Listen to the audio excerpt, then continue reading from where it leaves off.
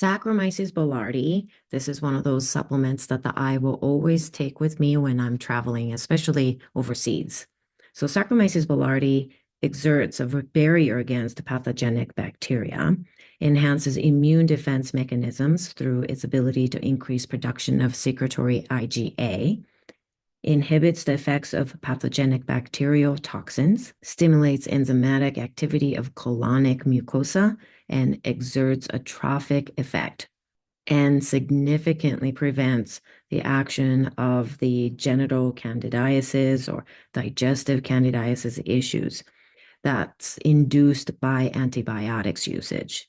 And in several placebo-controlled double-blind studies, it had a significant effect on prevention of diarrhea associated with antibiotic use. So clinically and for your life, you may want to consider using Saccharomyces boulardii with reduced secretory IgA that you might have learned about that through your blood test, and maybe doctor has talked to you about it.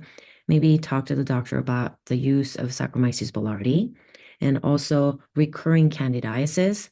That's definitely something, if you're suffering from it, struggling with it, start with using the Saccharomyces boulardii with antibiotics and antibiotic-induced diarrhea, and diarrhea due to food poisoning or gut inflammation, maybe even Crohn's kind of a thing, and while traveling in areas where food and water supply may be contaminated.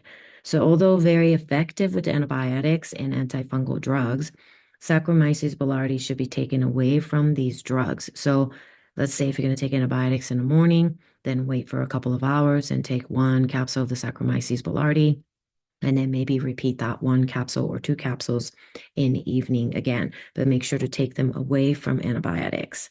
And the Zorex Saccharomyces boulardii does not require refrigeration, but will maintain its activity for a longer period of time if they are refrigerated. So keep that in mind as well.